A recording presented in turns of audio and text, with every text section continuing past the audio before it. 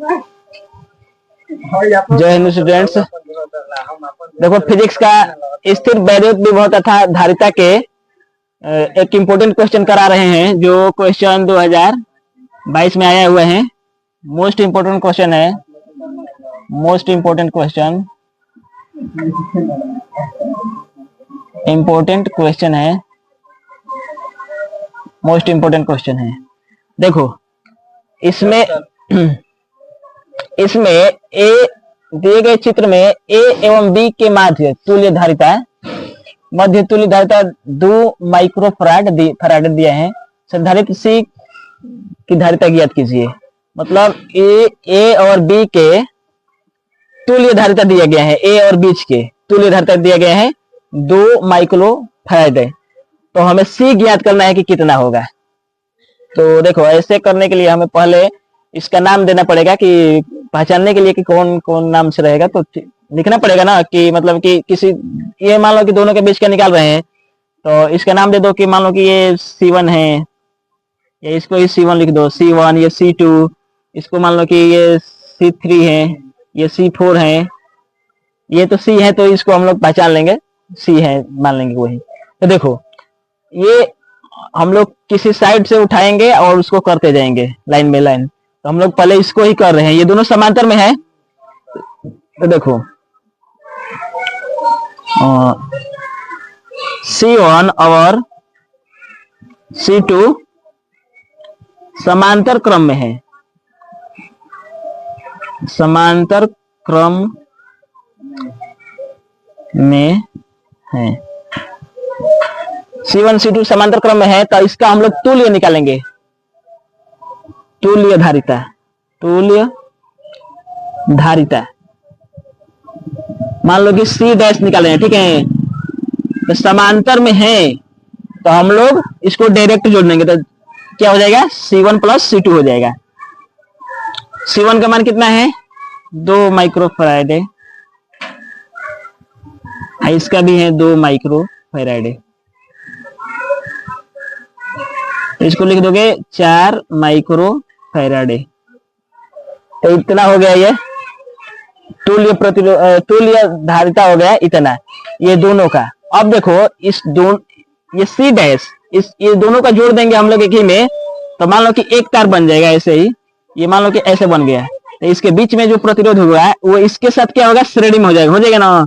ये दोनों के जोड़ने से मान लो कि ये प्राप्त हुआ है C डैश, तो ये इसके साथ श्रेणी में हो जाएगा। तो अब हम लोग लिखेंगे ये C डैश और C3 श्रेणी क्रम में हो गया, श्रेणी क्रम में है, श्रेणी क्रम में है। तो तुल्य धारिता इन दोनों के बीच में, मतलब इसके और यहाँ पर जो है तुल्य धारिता, यहाँ C डैश और ये C3 के बीच में हम लोग तुल्य प्रतिरोध निकालेंगे, कितना होगा। तुल्य प्रतिरोध करें धारिता, तुल्य धारिता, तुल्य धारिता। तो देखो इसका अगर श्रेणी में है तो फॉर्मूला होता है ऐसे, इसको लिख लो C डबल डैश। हाँ मतलब इसका अलग नाम लिखेंगे, इसको C डैश लिखे हो तो इसको C डबल डैश। तो C डैश ये इधर का, फिर हो जाएगा C3 प्लस 1/C3। अब देखो इसका मान आया है कितना, 4 माइक्रोफैराड, 4 माइक्रोफैराड आ गया है। इसका लिख दोगे, C3 का मान है 4 माइक्रोफैराड, ये भी है 4 माइक्रोफैराड।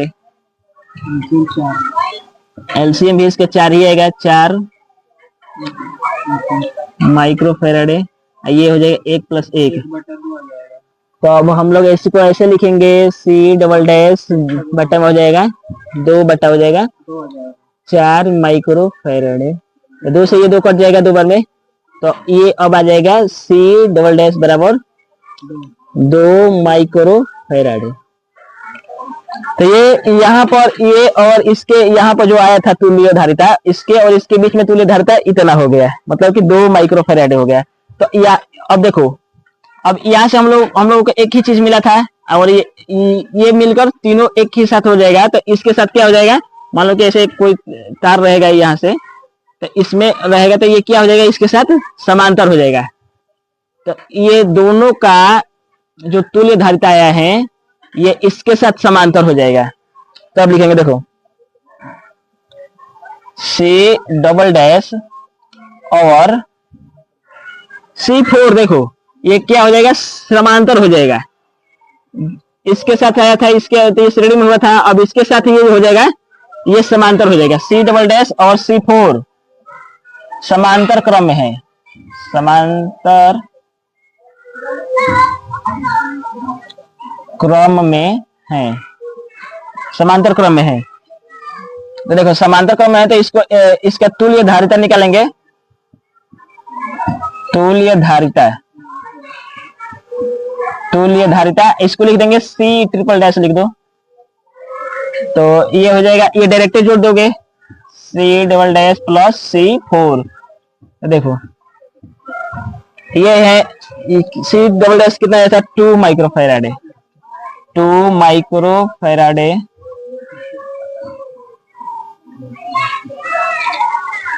प्लस C4 भी है 2 माइक्रोफैराड। देखो यहाँ पर, देखो ये 2 माइक्रोफैराड है C4, C डबल डैश आया है वो भी 2 माइक्रोफैराड आया है। तो यहाँ पर दोनों जोड़ दोगे तो ये हो जाएगा 4 माइक्रोफैराड।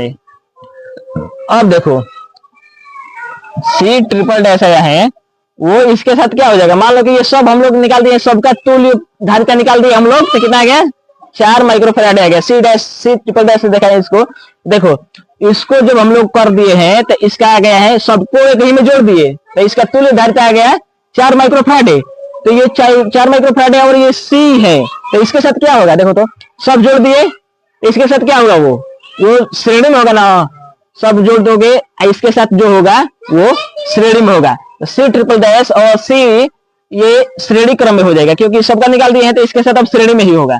तो लिखेंगे C और C ट्रिपल डैश श्रेणी में है, श्रेणी क्रम में है, श्रेणी क्रम में है, ये श्रेणी क्रम में है।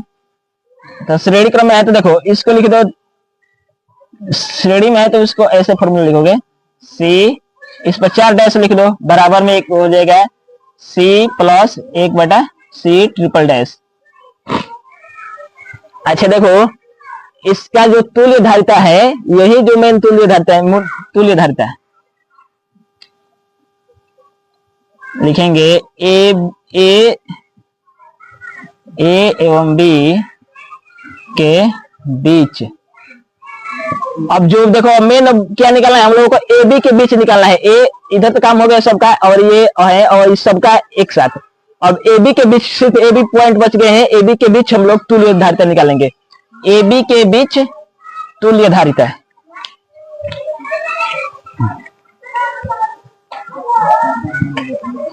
ए बी के बीच, ए तथा बी के बीच,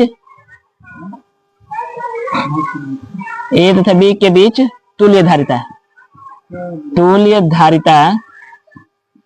तो देखो ए तथा बी के बीच तुल्य धारिता मान लो कि हम C4 डैश से दिखा रहे हैं, तो ये कितना दिया गया है, 2 माइक्रोफैराड दिया गया है। देखो ए बी के बीच धारिता जो दिया गया है 2 माइक्रोफैराड दिया गया है। तो देखो जब ये श्रेणी में है, C और C ट्रिपल डैश श्रेणी में है, तो इसको हम लोग फॉर्मूला लिख देंगे, C ये 4 डैश हो जाएगा, ये हो जाएगा 1 बटा C प्लस 1 बटा C ट्रिपल डैश।